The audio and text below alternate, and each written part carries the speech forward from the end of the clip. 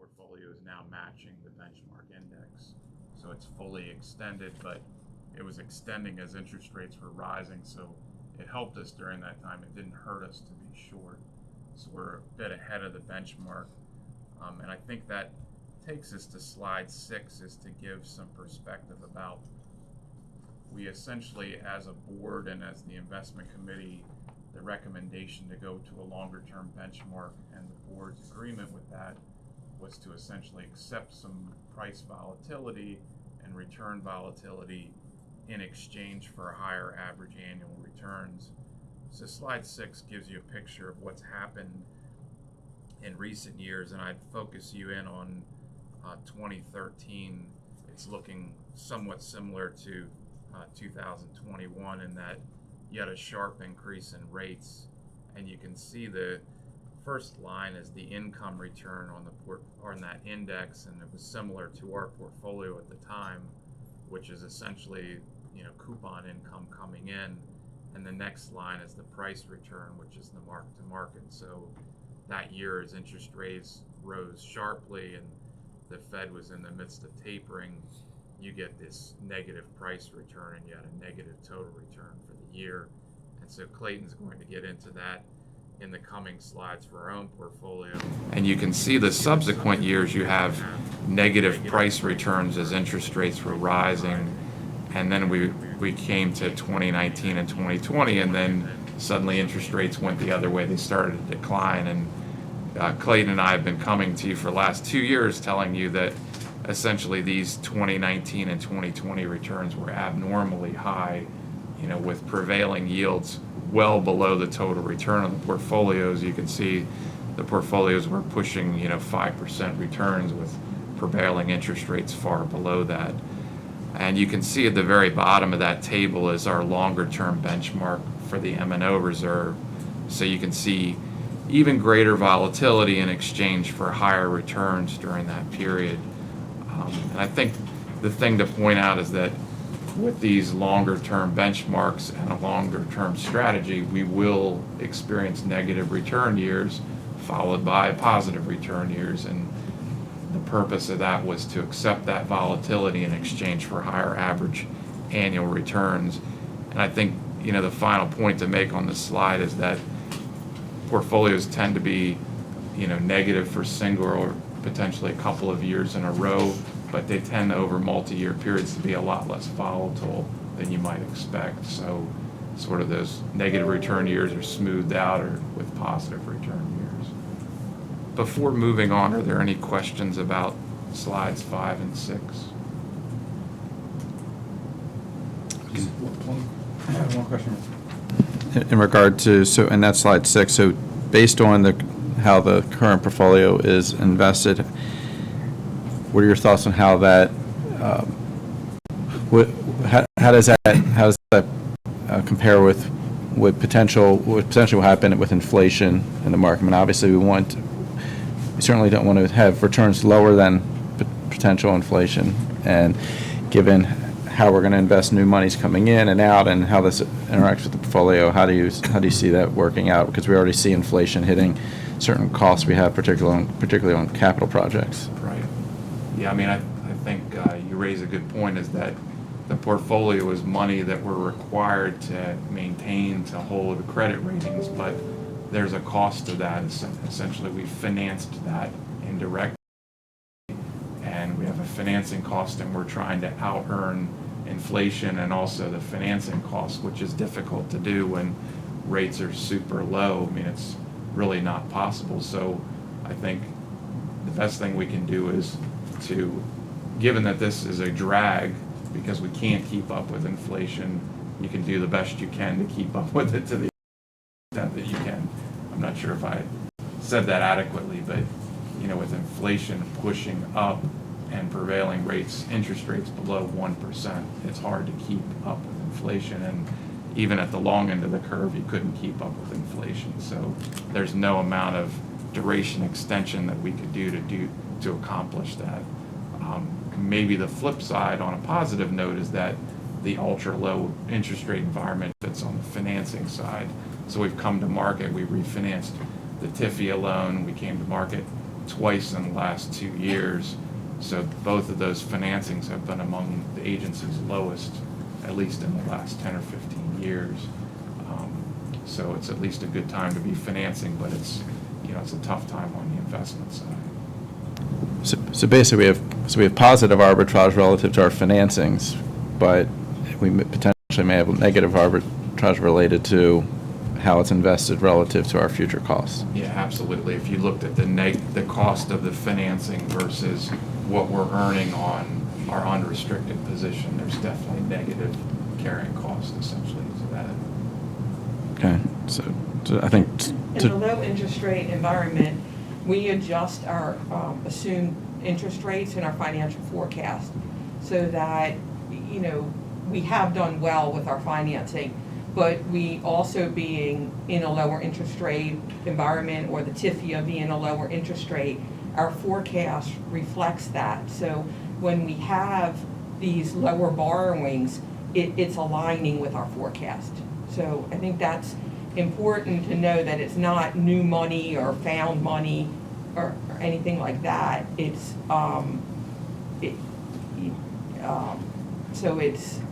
we do have, as you said, Member Rosen, the positive and the negative arbitrage depending on which side. Are we on a liability side, or are we on an asset side? But the borrowings, as good as they have been, it hasn't been newfound money.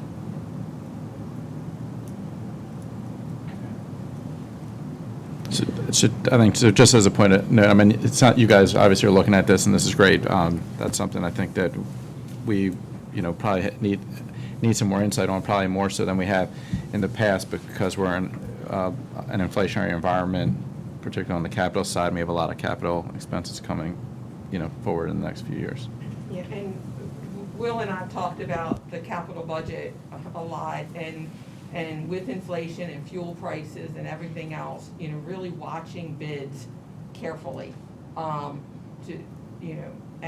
we have not seen an increase in bids as of yet, which is a sign of good competition and, a lot of desire for our work. But it is something that we're being very, very mindful of, so that we can watch the capital budget.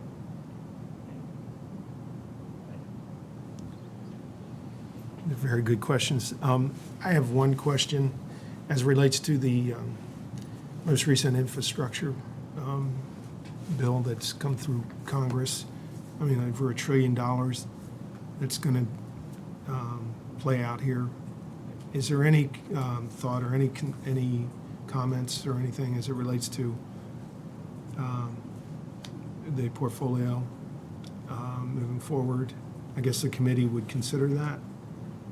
Just because, I mean, when you're throwing $1 trillion into out there with the infrastructure bill, it's got to have some kind of impact. I don't know what that would be, positive, negative, I don't know, but, or would I would guess that they would consider that in their strategic analysis of this plan that we have. Yeah. I mean, generally, in the past, when there's been federal money made available, and for the terms usually shovel-ready projects, because you're trying to spur some type of economic activity, bids can rise, because there's all of a sudden a flood of work that's out there, and sometimes it can be an extreme that there's not enough contractors to do all the work. Maryland, we generally do well through these cycles. And I think part of it is between MDTA and the department, we always have a healthy capital budget across all modes of transportation. So we're always investing in our infrastructure throughout Maryland. So the contractor pool and the A&E pool of firms that are available, they are often already working on projects in Maryland. So we're not in a state that has super lows where we're doing almost no work. Here comes federal money and there's a big, push for projects, and then we're back down really low. And I think that constant investment in our infrastructure, MDTA and the department helps have a more steady base of contractors that are here, they're located close, our work can be competitive for them, and I think that helps us weather through, other areas that could have peaks and valleys in their capital program, depending on what federal money is available. Thank you. And then I guess on the investment side is that, financing side is that if, the muni market and interest rates are a function of that supply demand, so if there was a big, influx of money and new projects, still some of it would be financed, so, if you had a lot of bond financings, it could drive rates higher, but there's been talk about a new BABS program, there's been talk to changes to tax law that would bring back advance refunding, so all those things might, influence financing rates for us, but then on the investing side, we buy taxable munis, so we could potentially take advantage of that increased supply, and there might be more opportunities for us to pick up yield there as well. So we'll be looking at the things that we can control and then monitoring what we can't control, considering all that. Good. Thank you. So just one point then on the bottom of page 6, before we move on, we can see the calendar year-to-date returns for the index that's currently used for the general account, and then the new index that's being used for the M&O account. And we see the volatility that Alan had spoken of earlier. One advantage of the portfolio, the M&O portfolio, as we've invested it according to the STRIPS index, is that we have coupon income, which offsets some of that volatility.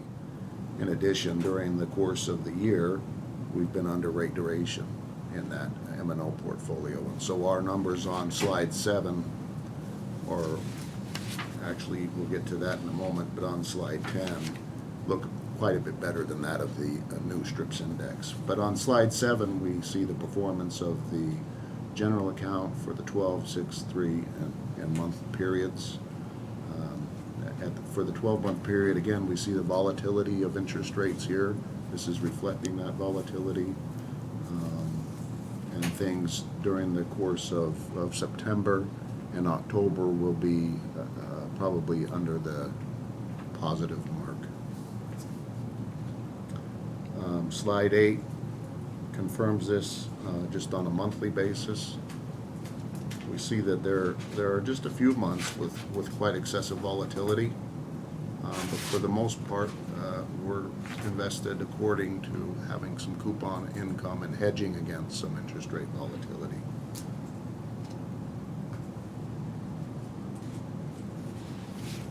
Nine, I think important on slide 9 is to note that we're in the bottom right section of that slide.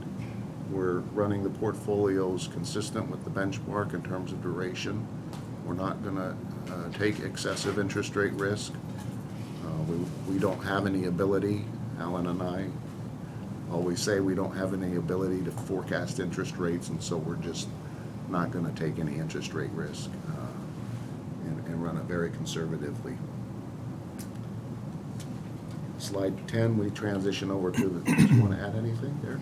I guess just on these slides, what you're looking for is that the board selected a benchmark at our recommendation, and you should be watching to make sure that we're consistent with that benchmark. So the duration should be near 100%, and that should be reflected in the returns. So in that top line, the trailing 12-month performance for the portfolio is negative 22 basis points, and the index is negative 23. So won't always be quite that close, but that's generally what you should be looking for. And if there's a deviation, that's a time to raise questions, and that would be an indication that we're not in line with the benchmark that the board's chosen. And in fact, you see that on slide 10 for the 12-month period. Our performance looks quite a bit better than that of the index over on the left, and we understand why that is the case, and we've spoken to you and the board at length about how we've been transitioning this M&O portfolio into a longer duration strategy. And so being for the past 12 months has actually really helped the portfolio, and you see that outperformance during the period of transition. As Alan had mentioned earlier, we're aligned with the benchmark now, which we can see on slide 12. Over there on the bottom right, we are, as of the end of September, 90%, the very bottom right, 90% of the index in terms of duration. And through the end of October, we're pleased to report that we're actually at about 98% of the index. And so that transition has been completed over the course of about a 12-month period, 11 or 12-month period. As Alan had mentioned earlier as well, there will be a little bit more volatility in interest rates as we've extended duration, but we expect over the long term to be fairly compensated for that longer maturity portfolio. Anything here I'm missing? I think so. Just back to that top line is that you can see the trailing 12-month performance for the portfolio versus the old benchmark and the new benchmark. So as we transition over the next few months, we'll stop showing the old benchmark and just show the new benchmark. And you'll see some variation in the trailing 12-month return until we get a full 12 months with this new benchmark. So we'll deviate a bit over the trailing 12-month performance, but the single month return should be in line more or less with the benchmark. And then you'll be accustomed to slide 13 where we show the maturity breakdown of the portfolios. This is for all accounts, all invested accounts of the agency. You notice that there's a significant weight to the shorter end. That's due to primarily the debt service accounts and the monies held in the construction fund. We keep those very short. To Alan's point earlier again about match spending, that's why we have such a big allocation to the short end of the maturity spectrum. On slide 14, we get into showing the maturity breakdown for the longer maturity, longer duration accounts, the general and the M&O. And you'll see, especially as it relates to the M&O, how we're a little bit longer term over the past quarter. So we've increased our allocation to longer maturity securities during the past quarter, reflecting that transition.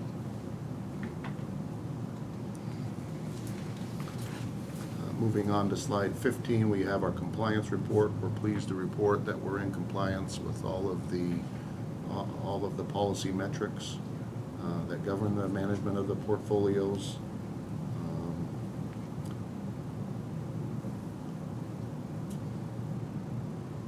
I don't know if there's anything to report here, Alan. Just that this compliance report reflects limitations in the investment policy, board directives, and also the trust agreement. So, one column we show the percentage of the portfolio in different types of securities, and another column you can see the investment policy limit, and then the far right column you should see generally all yeses there to say that yes, we're in compliance. So.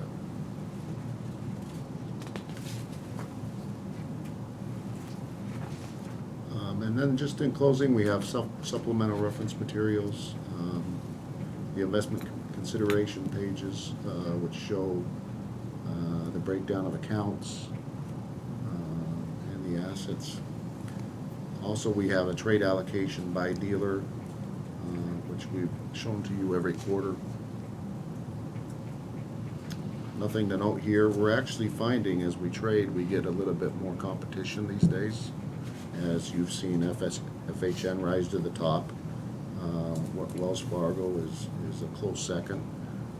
But historically, it's been dominated by Wells Fargo, and we are talking to all the dealers and making sure that they're all aware when we're in the market, and that hopefully they'll be able to compete and help us generate some value.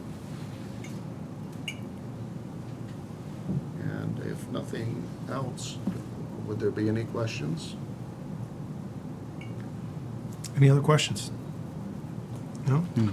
I am glad to see the note there, brokers, dealers are reviewed annually for competitiveness. I like that. I think that's good, obviously. And I do thank you for the work you're doing on behalf of the authority, Clayton, Alan, and Dave.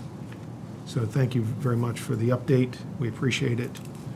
And always learn a lot. It's a lot of, and I always find that you have a way to make some things that are complex, to explain it Distill it in down. a pretty easy to understand manner.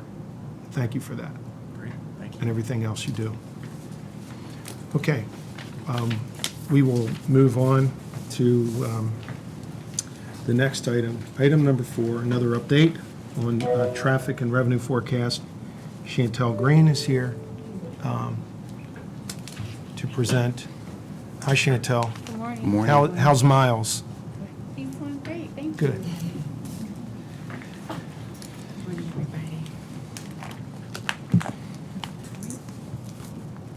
So I will be presenting the FY 2022 traffic and revenue forecast update. Before I get started, I just want to highlight that this is the report that's prepared by our independent traffic and revenue consultant, C.D. & Smith. We present the report to you every year. This year was actually prepared a little bit early. So in August, when you all approved the financial forecast, it included the updated traffic and revenue forecast. So we're essentially kind of presenting the full report, which we didn't have at that point in time back in August. So enclosed within your materials, you should have a summary memo, as well as a copy of the report and a summary presentation that has some of the main highlights from the report. So for purposes of today's presentation, I'm going to be focusing on the presentation that's included in your materials, and I believe it's on page 42 of 178 of your materials. So if you turn to slide 2 of the presentation, it provides some of the forecast highlights in terms of some of the assumptions that were included within the forecast. It's outlined in table 4.1 of the actual TNR report. Won't spend a lot of time here, just want to highlight that it does account for the image processing backlog as well as video toll invoicing in terms of the assumptions. So if you turn to slide 3 of the presentation materials, you'll note that system-wide, the updated traffic and revenue forecast reflects a $134 million increase in revenue over the fiscal year 2021 to 27 timeframe due to a better than anticipated recovery from COVID-19 and commercial vehicle growth. Moving to the bottom of the slide, because of the stronger than anticipated commercial vehicle growth, no COVID-19 impacts are assumed for commercial vehicles in the legacy facilities, which is in line with the $114 million increase that you see there at the bottom of the slide in that table. Turning to slide 4, after accounting for the revenue shift from fiscal year 2021 to 2022 due to the delay in ICC billings, revenues for the ICC and ETL are generally in line with the previous forecast. And moving to the bottom of the slide, you'll note that administrative toll revenues are higher than anticipated as a result of cashless tolling. Slide 5 provides a comparison of the pre-COVID-19 forecast to the most recent TNR forecast. And as you can see, COVID-19 has directly impacted the authority's revenues to the tune of about $400 million, a reduction when compared to the previous forecast. So while the current forecast does reflects higher revenues than the previous forecast due to some improved stabilization from COVID-19, we feel like it's important to note that the authority is not flushed with cash and is, of course, continuing to manage through the loss of its nearly $400 million in anticipated revenues over the 2020 to 2029 forecast period. And there are certainly a number of factors that, could certainly impact our financial outlook over the next several years, including actual revenue collections and, of course, the number of backlog images processed. So we're continuing to be mindful of this going forward.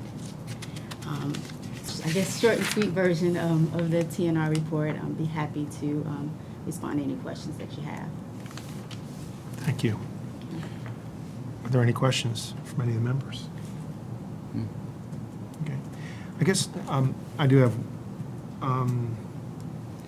taking into consideration the forecast and I guess this is the official forecast then. And then do we take into consideration the cost of fuel going up and other things maybe that could impact travel or inflation, other things? I guess that's considered deeply in here somewhere, so. It is. It's definitely included within the forecast, and it's actually included within the actual TNR report Okay, that you yeah. have, where it talks about economic assumptions and things of that nature. And fuel is definitely impacted, like travel at the port, and so that impacts truck travel and things of that nature, which of course impacts the number of transactions we have at our facilities.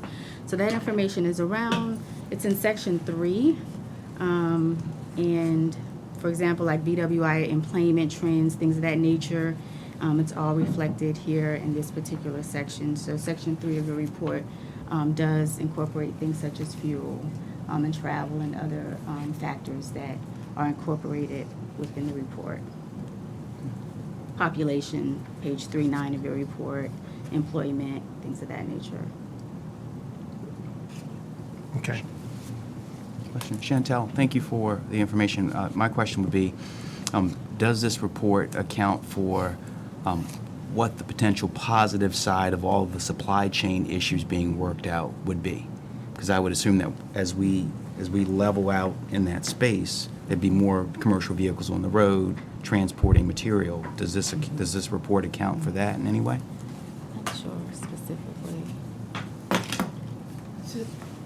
So this forecast does assume increased commercial traffic because that's what we were seeing from the time we had our previous forecast. Each year we have an updated forecast. So commercial is up some, but some of the passenger vehicles is down. Okay. That they have accounted for that as well. Particularly the ICC is down. And also like any of the assumptions that are in the report, they're as good as those assumptions at that point in time, right? And so at the time when fuel, gas prices were assumed, they were lower than what they are today. Right. But there may be other factors that swing the needle the other way. And so that's, this forecast was updated in August. It has an official date of September. And this is the forecast that was incorporated in the financial forecast that you approved the end of August. This is the formality of actually putting the TNR report in front of you. So it's probably a better question then for the next forecast, because it would take into account where we are today. Yes. Okay. Every forecast is updated, and Chantel did a great job of creating real balance in the report because she's acknowledging how this forecast does have higher revenue than the previous forecast. But what that means is the previous forecast had huge cuts in our revenue. So even though this forecast is a little more optimistic, which is being driven by the commercial traffic, you got to step back and say, okay, but where were we pre-COVID? And so we still have instability with our revenue. We're still working through it. We're going to still see fluctuations up and down. Our traffic and revenue largely used to be very, very predictable. And us having a diverse set of assets helped a lot as well because, if we had construction, take construction on BHT, when we had that project, traffic was down there. But when you look at the system as a whole, our revenue sources are diversified. And so that also led to very predictability. We don't have that same confidence like we have had in the past. So it's something that we have to continue to monitor.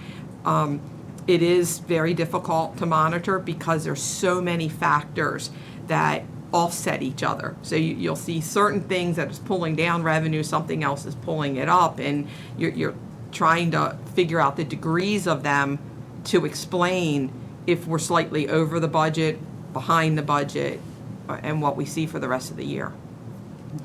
Plus, we're working through the backlog, right? So the timing of when we assumed we were going to be at certain points with the backlog versus where are we actually. That's one more variable that's impacting our traffic. Thanks. Member Armitage? So I think you just answered my question, because I'm looking at slide 5, and our big shifts are in 21, 22, 23 then is when we start to even out. I'm assuming between 21 and 22, a lot of that is due to those shifts in revenue. And then from that point on, we have slight decreases. Hopefully, that's where, when we do the next projection, that'll be a more positive. Yeah. So if we didn't have the backlog, right, then when you're looking at this, our current forecast would consistently be below.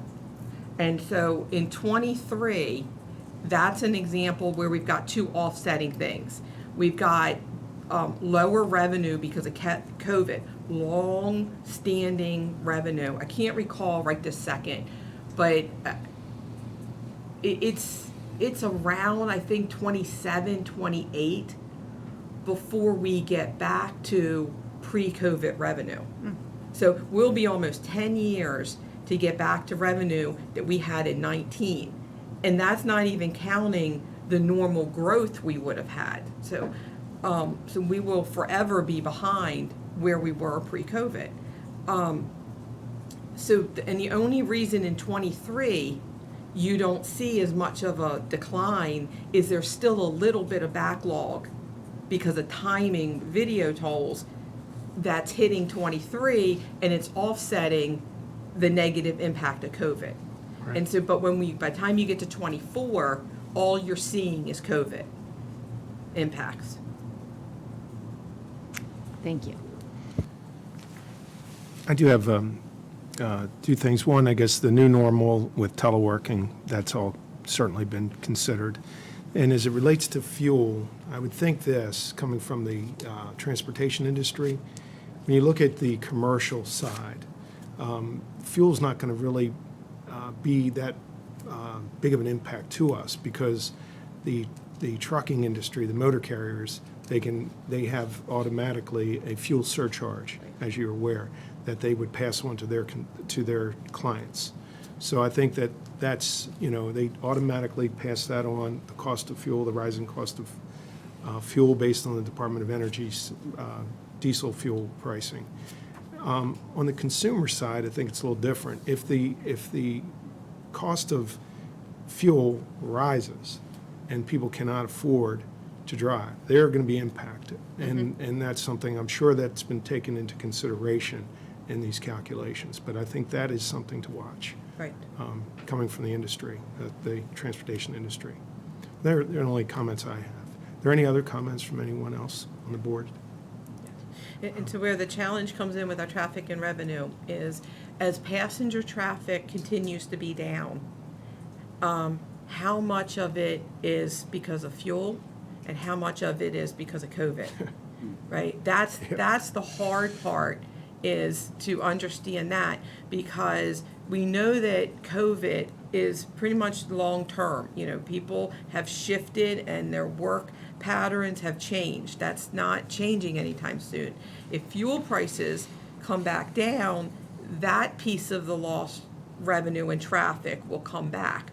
But as we sit here going into this year, and maybe even the next year, if fuel prices stay up, we have very, very difficult times. Our traffic and revenue consultants, it's hard to separate, what was our actual experience? You had a greater decline in passenger than we had forecasted. Well, the T&R consultants are going to be considering that the next traffic and revenue forecast.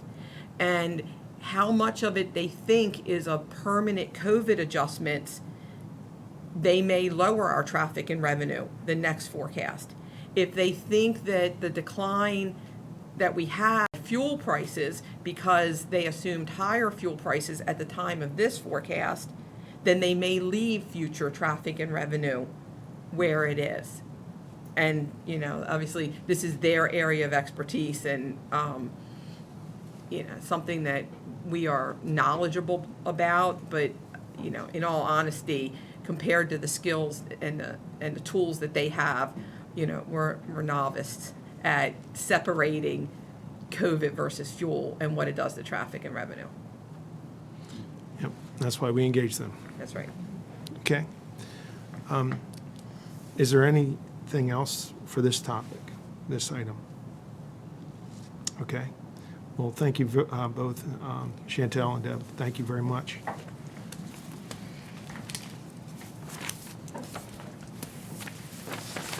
And I think Jeffrey Brown's on the line, right, Jeffrey?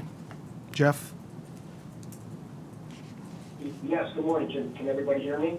Yes, we will move on to item number 5, and this is an approval item, the preliminary operating budget.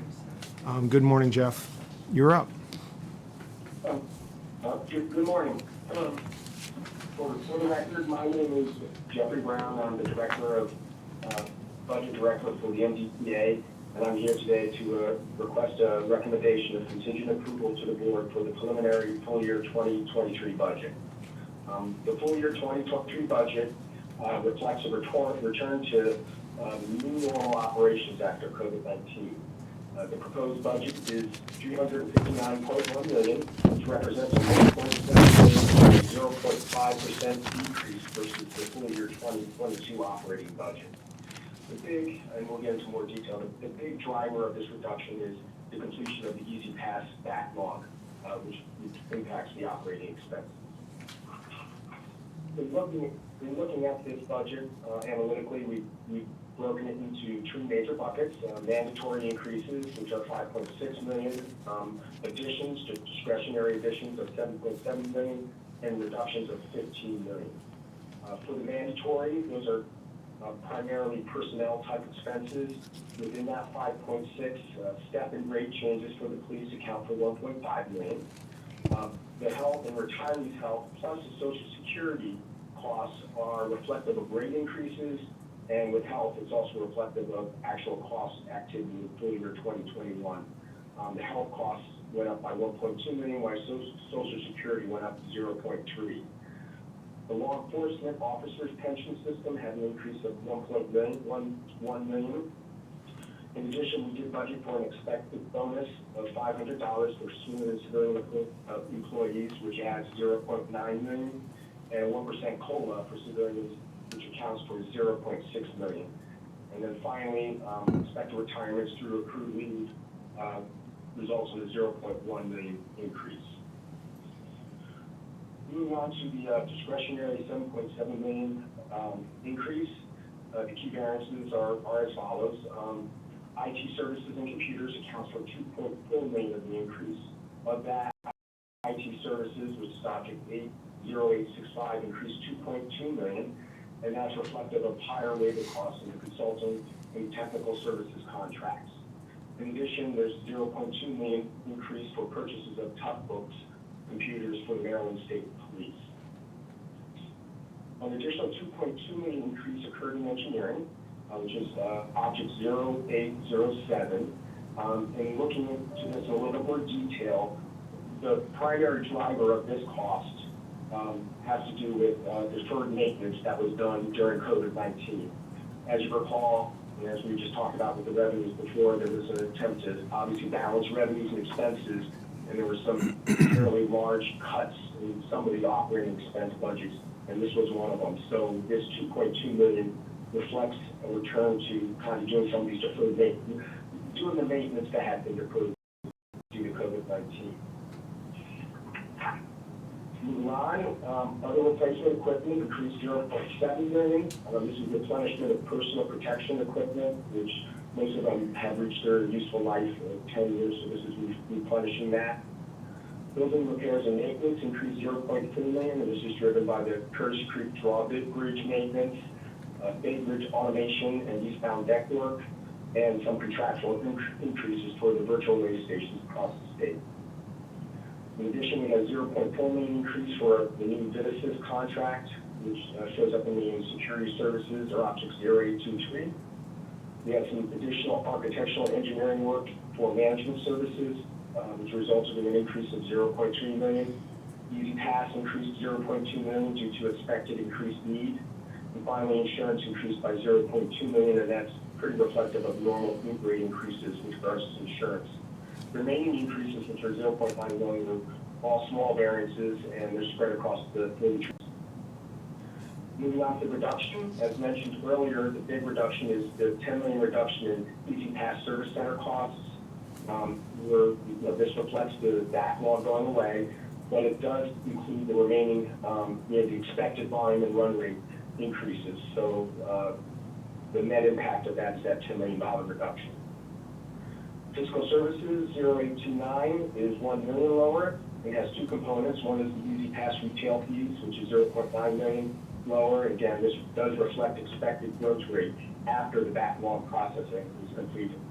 And finally, fiscal services down 0.1 million as we move to having only 2 rating agencies instead of 3. The various IT cost reductions account for 1 million. The drivers across these objects are eliminating a web resource, eliminating a TSO lead, moving more towards handling this through internal resources, and some reduced contract costs. Rent was lower as building 2300 is no longer used, and that results in 0.4 million.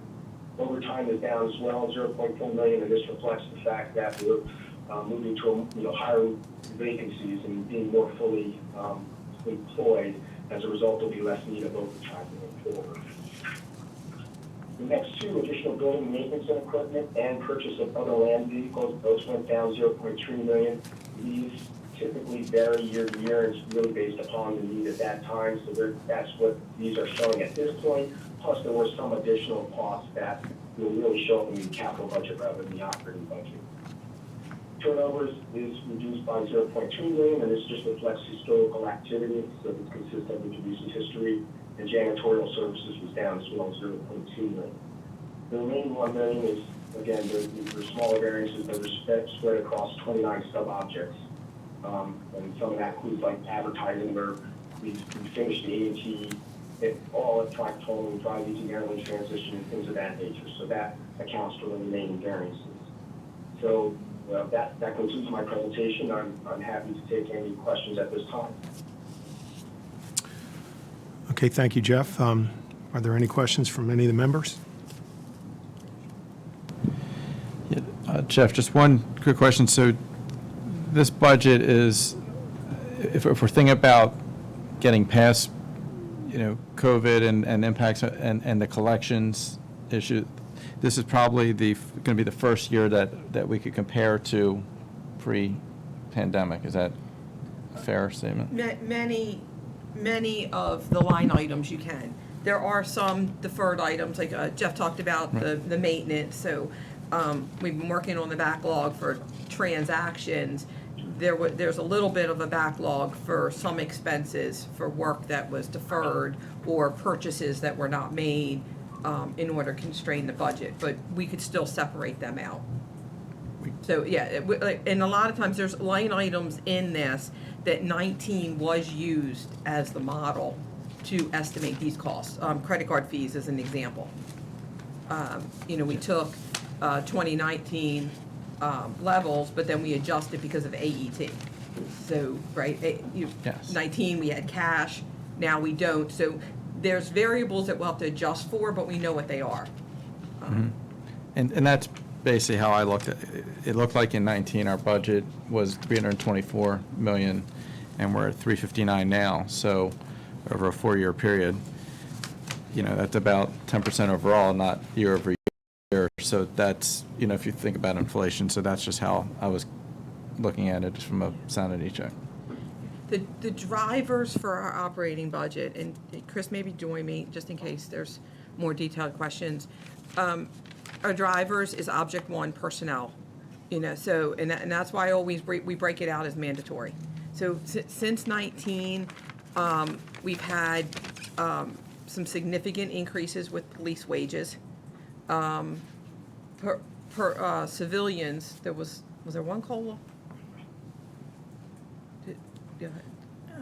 I believe the COLAs, we had a 1% and a 2% in the last couple of years. So we had collective bargaining from the last time, which was significant.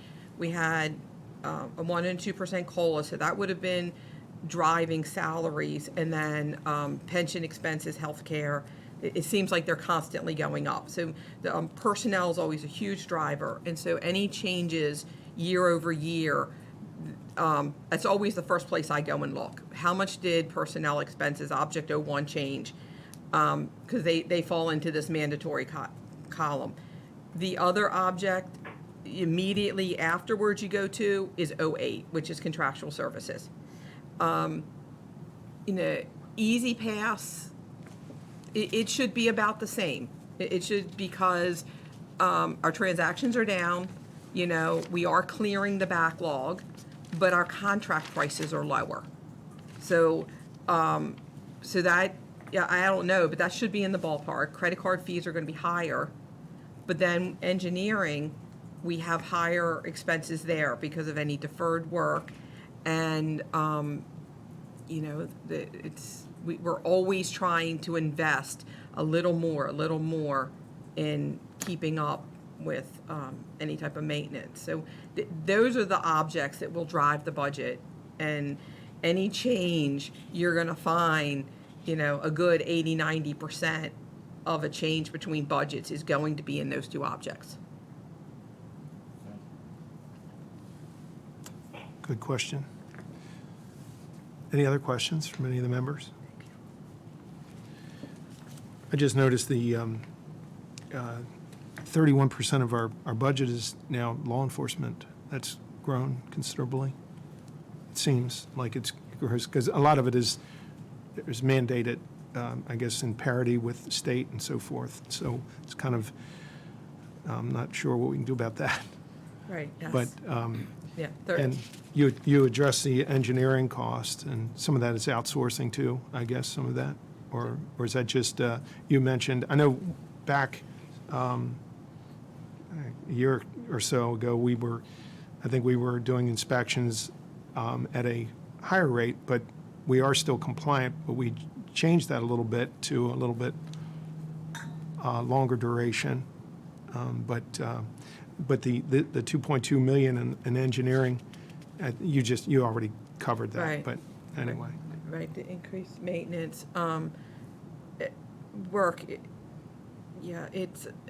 we started off with, personnel and the split of, where does our money fall? And, when we're not doing a major capital project, like we are right now with the Nice Bridge and the ETLs, we're largely a pay-go capital budget, and so that means that, little more than half of our total revenue goes into our capital budget, because the other half goes into our operating budget. That's how we're above 2 times coverage. And so when you take our operating budget and you start looking at certain areas, you see where, a huge chunk of our money goes. Well, that pie chart's a good illustration, of course, to look at. Member Artinger? So Deb, I think this goes to your point of 01 is, or category 1 is where you're going to see a big change. So I see, of course, what jumps out at me, I guess, is the annual leave payouts. It's an increase of 199.5%. What's driving that? Just like the rest of the universe. Yeah. That you're seeing a lot of people leave. Okay. I know in '23, I'm pretty sure there's a big police that are leaving, that they know they're in the drop program, so they know they're leaving. So you know in advance, yeah. Yep. Okay. So they get leave paid out. Okay. And then I just have one other question. With the shift of where we're shifting out the purchase of the vehicles, I'm assuming that's shifted over to the capital budget? Or Yeah. where's that going? Go ahead, Chris. That's the reallocation, right? I'm not, So, what- so Member Oranger, if you would point us to, I'm looking at, 730, the purchase, and you said we had Oh, okay. 315, and and I thought maybe I misunderstood that was something that was being readjusted to another. That might be an allocation type thing. So, 730 is other land. They're things like trailers, and they're not sedans and trucks, pickup Right. trucks. And we are kind of using in 701 with Dave being out, it was, Yeah, you just, we kind of used a traditional number. That may not be so the budget may not be the exact number. So we didn't have the breakout between 701 and 730. okay, got So they're, it. Yeah, but they're close. okay, Yep. that makes sense. Thank you. and we have a capitalization threshold.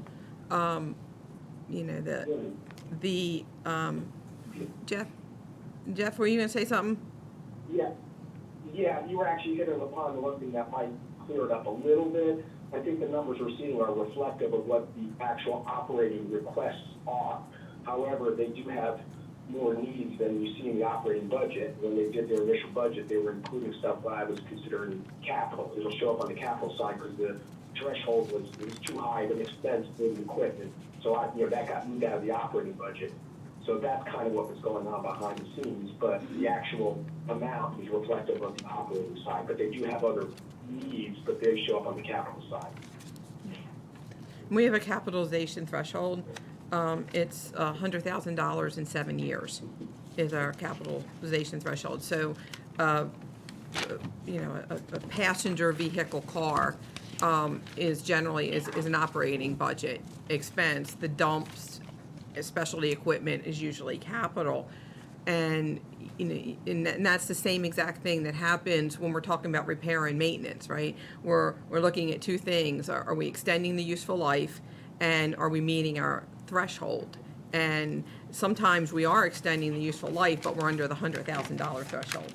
And it's, we would need an army of people to keep track of anything that has a useful life beyond 1 year that was under that $100,000. And so that's why you have to set that threshold. And, we keep it as low as we can without the need to really increase staff to manage it, because then we're playing, it's like we're spending money to shuffle budgets between two pockets. So we try to avoid that. Okay. Very good questions from the members, and thank you for responding, answering them. Okay, this is obviously it's an approval item, so is there a motion to advance this to the full board for approval? Member Artinger, I so move. Okay, is there a second? I'll second. Member Carroll? Okay, any further discussion? All those in favor? Aye. Opposed? Motion carries unanimously. Thank you, Jeff, and thank you, Deb, and Chris, thank you. And we'll move on to the next item. Thank you. Yep. Item 6 is an approval item. It's the Consolidated Transportation Program, capital budget, and Jeannie Marriott's here. Good morning, Jeannie. Good morning. Good morning. I'm Jeannie Marriott, for the record, and I am the Capital Program Manager. And I'm here today to ask for your recommendation for approval of the proposed final fiscal year 20 to 2027 CTP.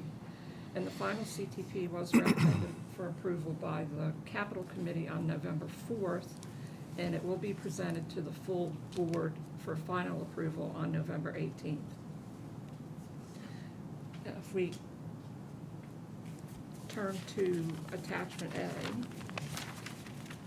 this shows the changes that went into the $2.8 million we ended up with. So the 6-year program is $2.8 billion, and this reflects a net increase in the 6-year budget of $39.3 million. And if we look at lines 1 through 5, we'll see what went into making up that change. Over in the total 2022 to 2027 column, see that there was a $9.4 million increase in the Nice Middleton Bridge, a $6.8 million increase in the I-95 ETL Northern Extension projects. And I just wanted to remind you that on these first two items, those increases are due to cash flow changes. The cost of the projects has not changed. Then we go on to line 3, which is the remainder of the CTP, excluding the reserves. So $369 million increase. In the allocated and unallocated reserves, there's a $345.9 million decrease. And then line 5 is the remainder of the CTP, including the reserves. So that's the program with everything except the first two big projects. And that brings us to the $39.3 million increase for the time period. And if you look over in the first column, the 2021, in line 6, you'll see that there was a $39.3 million rollover from fiscal year 21 to the 22 to 27 time period due to schedule changes. If we go to the second attachment, changes from draft to final.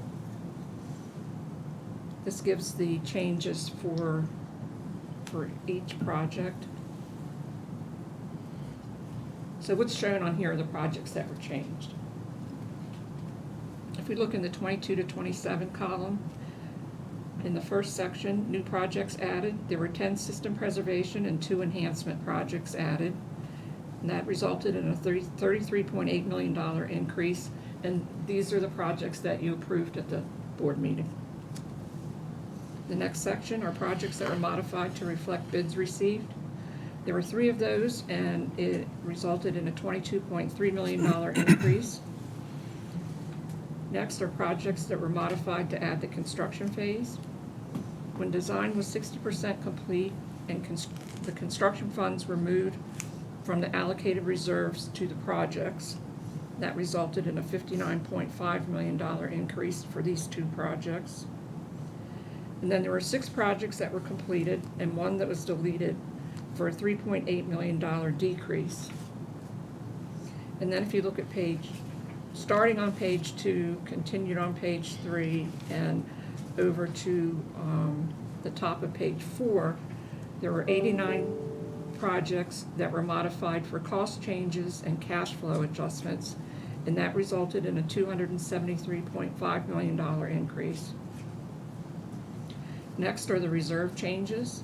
The system preservation project reserves decreased by $390.7 million, and the enhancement projects allocated reserves increased by $44.8 million, and the unallocated reserves stayed the same at $25 million.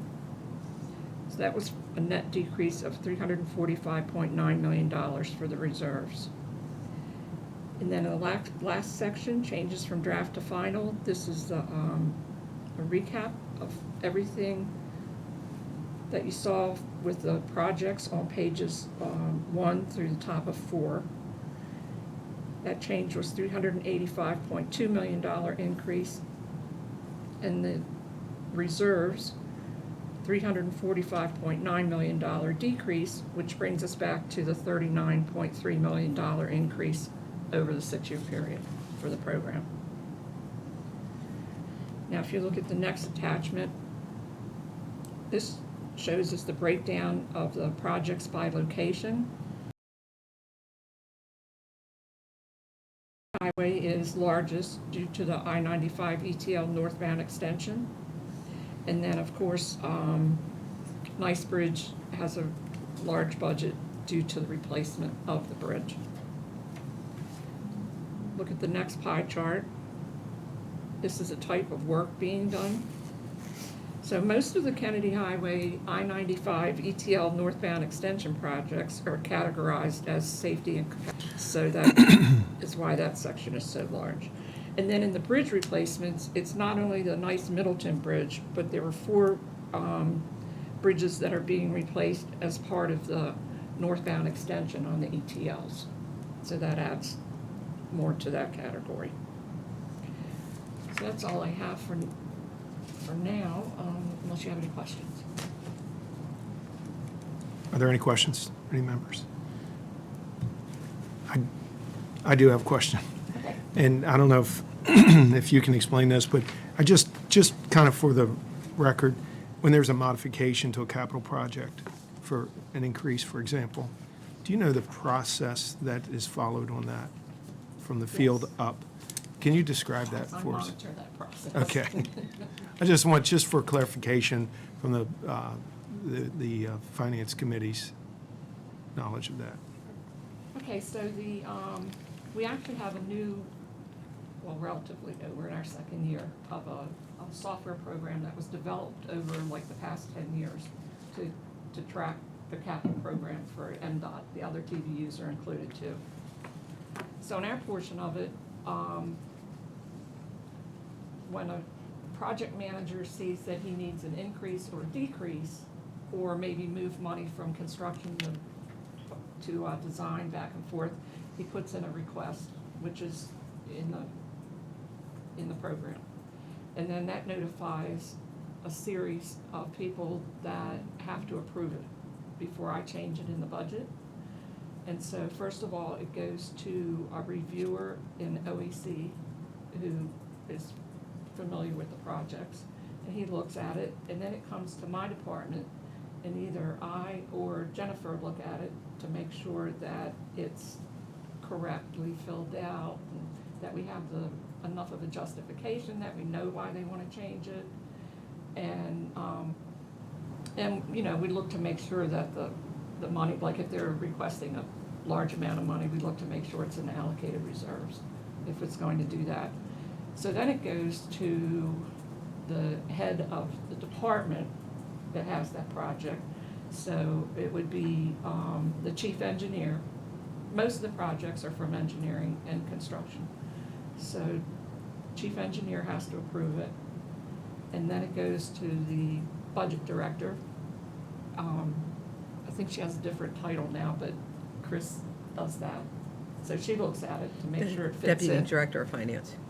I'm sorry. Deputy Director of Finance. Okay, Deputy Director of Finance looks at it to make sure there's, it fits into the budget as they showed on their records. And then it goes to the head of operations, Will Pines, so he gets a look at it. And then it comes to, back to my department, where the head of my department, Melissa Williams, it has the last approval on it. And so I get notified each step of the way by emails, and so I can track and I can see, you know, what's going on, what to expect. And then, so after I do the final approval, then I go in and commit the funds to the project. And some of those steps, like to take finance, for example, you know, I don't characterize it as an approval. It's in her path to see it, so that we can make sure that in the accounting system, any changes are needed, so that when we're doing budget versus actual on the capital program, we're comparing the right numbers. So a few of the steps are people are just making sure that their piece of the responsibility is updated. Yeah, there's a lot of discussion back and forth between me and Jennifer and OEC, the project managers, the division heads, and then a lot of discussion with finance. Okay. And another thing that occurs with projects is I consider it a chief engineer meeting. They have quarterly meetings where they go through all of the capital projects. you could if it was in a room, you could practically fill up this room, and each project manager is reporting out on their project. And this scrutiny that happens, whether it's approving changes or the quarterly meeting, is part of the push, because at the end of the day, we're here to deliver major infrastructure. It changes the quality of life of individuals, and it helps our economy. So that scrutiny over pushing schedules and changing in cash flows and trying to head off any issues with projects so that they can stay on schedule, there is a lot of time and attention that's focused, and that's not even counting the monthly meeting, we call it major projects, that occur with Jim and even some folks from MDOT sit in to hear about those projects. And it's all in an effort to make sure projects are delivered, on, certainly within budget and as close to on time as possible. And just for, again, I have no agenda here, just trying to understand it. So if we bid on something at, say, $20 million, and we find that somehow the group finds that it's going to go over by $10 million, or something like that, does that ever work its way back all the way up through the system to? Oh, yeah. Yeah, okay. I just want to make sure. So then after it gets to the level you described, then it would go up for modification through the capital and/or finance and to board? Yes, that's when we Okay. group it all together. Just wanna make sure. So like, Okay. that's a snapshot that we give you twice a year. Yeah. Okay, And that's it's- fine. I yeah. just wanted to understand that process a little bit So more. a big part of it is the project manager initiating changes when they're needed. Yeah. And one of the things that tells him that he needs to make a change in his budget and his cash flow is how the bids come in. Okay. And there's threshold requirements, based on what the board delegates, that there's different individuals can approve different levels of changes, and some things are reserved by the board. If it's over, for a project, I'm sorry, I thought, I was still remembering the days when, if we were over a certain threshold.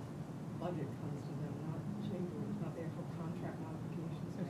I'm sorry, then Okay. that's a change from the past, that if we're within budget, then we have the authorization. But internally, if you look at Jim and below, different individuals have different thresholds.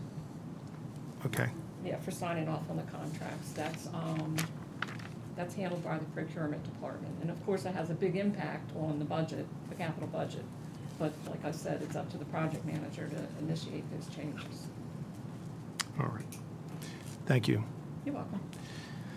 Okay, so any other items, anything else to add to this presentation at this point? We're good. Okay, so this is an approval item, and we will seek, is there a motion to advance this item to the full board for approval? So moved, Member Carroll. Thank you. Second? Second, Member Rosen. Okay, thank you, Member Rosen. Any further discussion? Okay. All those in favor? Aye. Opposed? Motion carries. Thank you. Thank you. Thank you, Jean. I've been calling you Jeannie. I'm sorry, but it's Jean. Jeannie. Jeannie. I'll get it right. If you look at me. I'm and pacing you want myself. to talk to me, I'll answer you in a minute. All right. Thank you, Jeannie. And Deb, thank you. All right, we'll move on. Christina, and we're going to be talking about the financial forecast. This is an approval item, approval of the 6-year financial forecast. Good morning, Christina. Good morning. So this is the presentation for the financial forecast, to request approval of the updated 22 to 27 forecast. The 22 to 27 forecast was originally approved by the board on July 29th and updated on August 26th. The August financial forecast reflected an updated traffic and revenue forecast, which was complete a little earlier, as we mentioned This forecast includes the most recently issued traffic and revenue forecast, final FY 22-27 CTP that Jeannie just presented, and the preliminary FY 23 operating budget that Jeff just presented. For the forecast period, we remain in compliance with our financial goals of $350 million unencumbered cash and 2 times debt service. There are no system-wide toll increases needed in the forecast. Debt to be issued during the forecast period is $645.5 million. Maximum outstanding indebtedness remains below the statutory cap of $3 billion, and debt service paid over the forecast period is $871.1 million. The primary differences between the update and the August 21 forecast are increased revenue of $3.8 million, which is primarily due to investment income, decreased operating budget expenses of $2.8 million, increased capital expenses of $39.3 million, which is attributable to the rollover from fiscal year 21, and decreased debt issuances and debt service.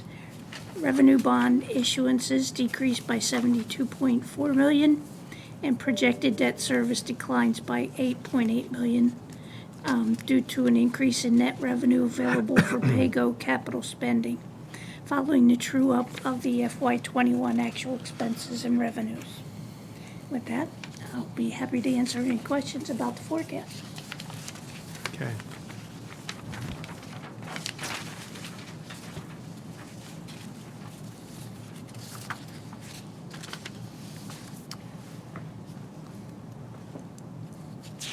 I think we're still looking at a little bit here, That's so there's a okay, lot yeah. there, We so. apologize for.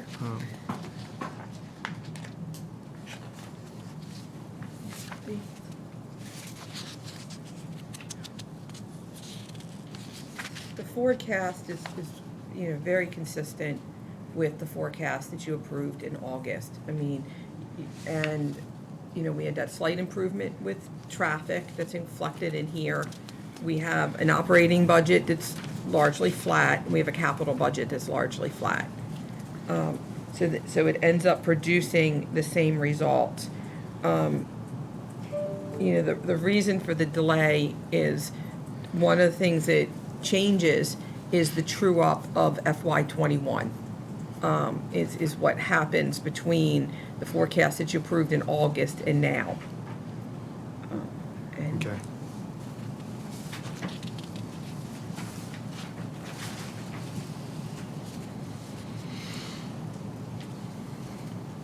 Are there any, Member Artinger? So, and I'm totally confused on this infrastructure bill that's out there, that's been approved. How would that factor into this at all if Maryland received funds from that? It would, sorry, Chris. So there's Maryland and then there's MDTA. So if what you mean by Maryland is MDTA. Yes, I'm sorry. Okay. Yeah. If we received funds, then the year in which we earn it, right, would be recognized as revenue. Okay. But would it be like a new project that we're not seeing, so they would offset each other? It depends on what the purpose of the funds are used for. If they were used to offset revenue losses, then it would just be new revenue and it would offset operating expenses. If it was, if federal funds ever was shovel-ready, then those funds would be used for a capital project, and then that would be on the capital budget side. So Okay. it depends. Now, our past history has been, we've never received federal funds. And, some folks might say that Garvey bonds, are federal funds from we did receive those. It's kind of gray, honestly.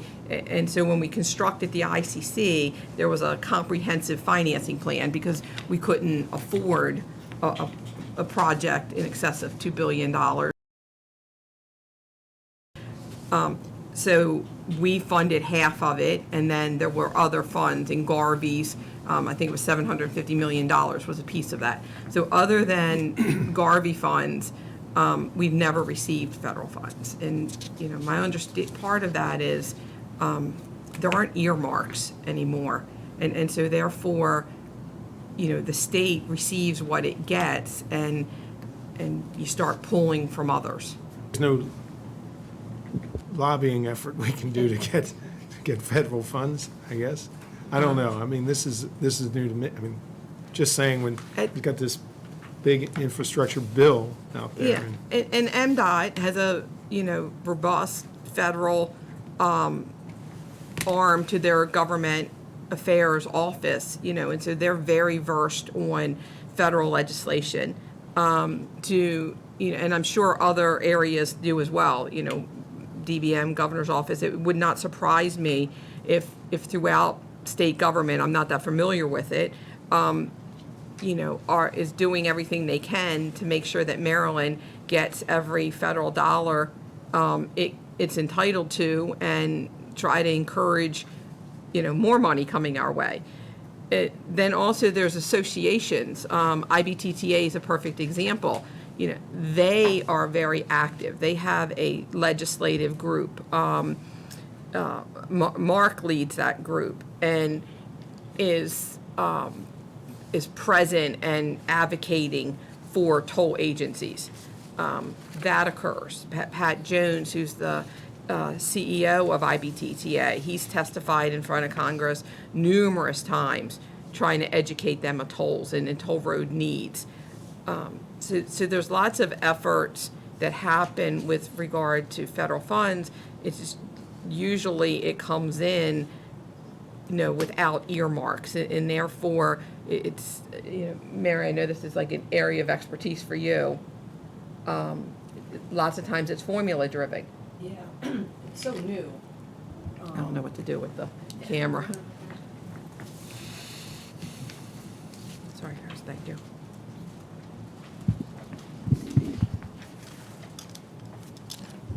For the record, Mary O'Keefe. So the infrastructure bill is so brand new. In fact, the president still has to sign it in the coming days, I believe. But a lot of the money in the past through regular transportation has been formulaic to the states. Some had in the past had been earmarked for projects as well. And I think we have to wait and see, once it gets all signed in, how the U.S. Department of Transportation is going to I don't want to say the word hand it out, but how they're going to manage the distribution, the eligibility, and the applications. And of course, you have to track for it and account for it as well, and what they will need. So I think people are still reading through the bill, and people are waiting for the money, I believe. But we should not hold our breath, in other words. Is it being identified in the bill? Yeah. I don't think we're identified in the bill, MDTA as an earmark, but like I said, it'll be coming to Maryland, and we are part of MDOT. And, Jim advocates for us, it's we look at our program, and yes, we have needs, the department, they also have very significant needs as well. And so as with everything, it's a balancing act. And there'll be new programs that people have to learn. So I do have a question. Well, I guess just to that point, if Jim's advocating, that's great, but to fill that $400 million permanent hole of revenue that we lost would be good. So just more of a point of clarification, our debt at the end of fiscal year 22 was $2.1 billion. So we're issuing 645, but then we're repaying 871. So that's results in 1.9, but we end over the forecast period at 2.5. Just what's the reconciliation there? Yeah.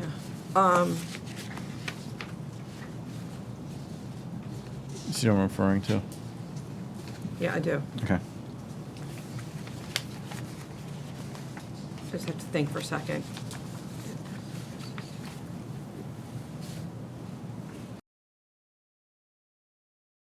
So, Member Rosen, you took our beginning balance, well, that's really an ending balance, which, so we could call that a beginning balance for '23. Right. And then the 2 billion. And then you're adding new debt issuances on the TIFIA line and toll revenue line. And then, is that? Right. to So, come- so if it doesn't, so basically the beginning balance included issuances during FY '22, since this is an ending balance. Right, these are all Gotcha. ending balances, so Right. and we're not showing 21 right now. Right. So the debt service of 105 million that's happening in '22 is reflected in the 2,083 million. So, so I haven't done the math. So all I was trying to say is that the 2 billion in '22 is the beginning balance in '23. And so I mean, I can do it in a minute, is to take that, subtract out debt service, and then add in debt issuances and see where it is in relation to '27. What I can't recall this second is if debt service is principal and interest. It is, isn't it? It is both, okay. So up in debt service is principal and interest, whereas bonds outstanding is only principal. So the subtraction for debt service, when you're subtracting, we should only subtract out principal, and then that math should work. Because you have, Okay. your number is resulting in a lower bonds outstanding, right? Yes, and that's what I'm just trying to reconcile. So It's so the principal and interest is part of that, and then also the fiscal year '21 issuances versus repayments is the other Right. part. Yes, yeah, because Okay. debt service is PNI. Great. Thank you.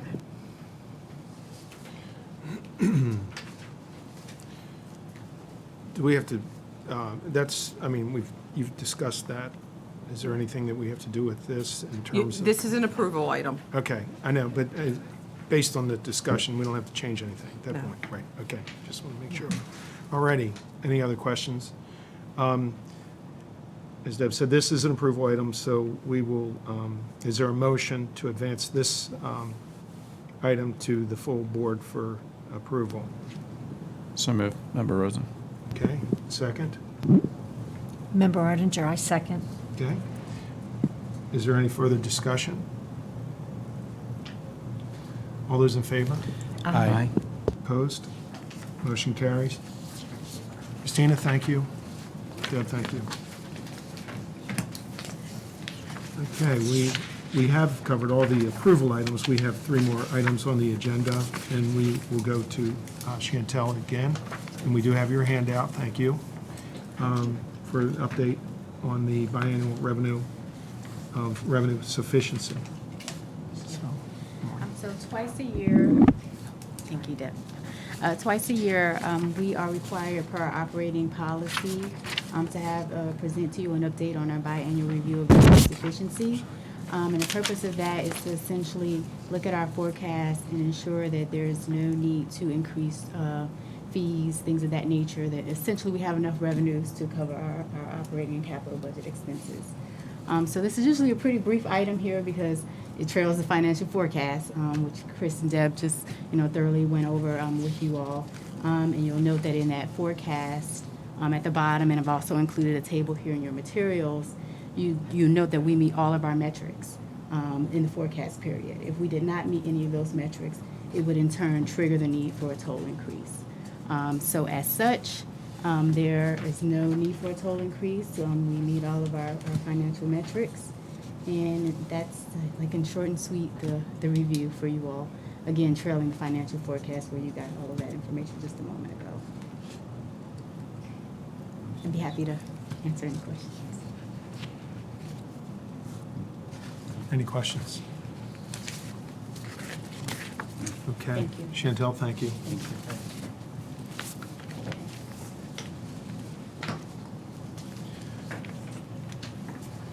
Okay, we will come to the next item, number 9, an update on the first quarter budget comparison. Free. Brown. Jeff, you're on. Okay, hi, this is Jeffrey Brown again. I'm here to provide an update to the committee on the status of spending for the full year 2022 budget through the first quarter. As of September 30th, 2021, we have spent 12% of the budget compared to a target of 23%. All objects were below the targeted spend, 9, which is supplies and materials, close to the targeted spend at 18%. You'll find that the primary drivers are kind of repetitive as I get into detail. The real driver are two things: as we reduce the spend, as a reduced spend for vacancies. That's one key part, as well as what I call seasonality or the lumpiness of invoices. Some of the costs typically are heavier later in the year, and some activities occur, like the ordering of equipment, come at a set time, and they don't come smoothly throughout the year. So as a result, the first quarter typically is a little bit on the lighter side. You won't see as much spend. As a result, we probably won't see this type of performance throughout the year. We do expect a lot of these expenses to come back to budget as we do this. Going into a little bit more detail, salaries and wages is at 5% spent. This is the ongoing vacancies are driving this performance, but we are starting to fill those vacancies, so we would expect this to come back closer to budget. Communications is at 6% spend. A big driver of this budget is the state-paid telecommunications invoice. Comes once a year. It's worth $1.7 million. We haven't received that yet. Again, that will probably bring this object closer back to budget. In addition, travel, object 4, typically that ramps up in the summer months. So that will probably come back closer to budget over time, although there is still some limited travel due to COVID-19 expected. Fuel and utilities, object 6 is at a 12% spend. This is due to reduced electricity and fuel needs as we've gone to the transition to cashless tolling and fewer toll collectors. But in addition, as mentioned before, these items are typically heavier in the winter months, so we do expect some of this spend to come back. Motor vehicle operations and maintenance, object 7, is at a 14% spend. Insurance, object 0704, has yet to be invoiced, and vehicles, are in order and yet to be paid. So again, this is the seasonality and lumpiness effect. So again, we're below budget now, but this will probably come back towards budget. Contractual services, object 8, is below budget. The main driver is the Easy Pass Service Center at 0873. There have not been any actuals hitting this account at this point. There will be actuals in the future, and that will bring that closer back to budget. But for right now, that's what's driving this underspend at this point. If this was closer to budget, we'd probably, again, much closer to budget. Moving on to supplies and materials, object 9, that's an 18% spend, so that's really close to the target budgeted. Salt is at a 0% spend, which is 0906. Again, that's pretty obvious. That's driven by winter weather, and we're not in winter, so we would expect this stuff to start coming back towards budget. One of the few items that's over budget is ammunition, 0924, at 139% spend. This is due to the annual payment for the TASER contract, which occurs in the first quarter. Plus, there were some additional purchases from the asset forfeiture account for ammunition. Moving on to object 10 and 11, which is a replacement of equipment and additional equipment. Those are below budget. But again, they're kind of mirror images. It's due to the timing of equipment ordering and receiving. So as we progress throughout the year through these two objects, we would expect this coming back close to budget. Then finally, fixed objects, object 13 is at a 2% spend. Again, this is primarily due to insurance. We have a large insurance bill that hits this object, and we have not gotten that invoice yet. So that will come back closer to budget. So again, from a high level, I don't think this is atypical. We typically underspend somewhat in the first quarter, mainly due to these seasonality type effects, and then invoices come in. So overall, we would expect this to be closer back to budget as we progress throughout the year. That concludes my presentation. I'm happy to take any questions. Any questions? Okay, all right. Jeff, thank you. Appreciate it. Thank you. Okay. And we will move up to Jeannie with the first quarter budget comparison And this is the last item, item number 10. It's an update. Thank you, This is Jane. an update. Update on the status of the actual fiscal year 22 spending against the fiscal year 22 capital budget that was in the draft 22 to 27 draft CTP. And will also present this information to the full board on November 18th. As of September 30th, 10.4% of the fiscal year 22 budget was spent as compared to the targeted spending level of 25%. The total budget for fiscal year 22 is $602.9 million, and the actual spending through the first quarter was $62.8 million. And the first quarter percentage is always low because there are outstanding accruals for work that was completed in fiscal year 21. So typically by the end of the first quarter, not all of those accruals have been offset by invoices we received. 67 of the 95 projects budgeted in fiscal year 22 were within the acceptable spending limits of 0 to 50%, which is plus or minus 25% of the 25% target. Due to normal lags in invoicing, generally 2 months, a plus or minus 25% threshold was determined to be reasonable. Now, if we look at attachment A, there are 8 projects that are budgeted for more than $10 million each in fiscal year 22, and they range from $227 million for the replacement of the Nice Middleton Bridge down to $11.7 million for part of the northbound extension, the ETL extension projects, the Eccleston mitigation part of it. And the spending on those for the first quarter was $48.146 million. And that is 12% of the budget just for these projects. And then these, so when I do the CTP presentation, the northbound extension projects are grouped together and reported on as one item. And in this particular presentation, we look at each project, how they were budgeted. So 3 of the extension projects ended up on this list over $10 million. Any questions? Okay, any questions? No? Okay. Thank you very much. I would just mention to the committee that there are additional information items at the tail end of the presentation, the packet that we've received, including the rate covenant coverage projections through November 2021. So that's about it. And we have completed all 10 items on the agenda. Is there a motion to adjourn? So moved, Member Carroll. Okay. Is there a Member second? Auditor, I'll second. Okay. All those in favor? Aye. Opposed? We're adjourned. Thank you. Thank you all very much for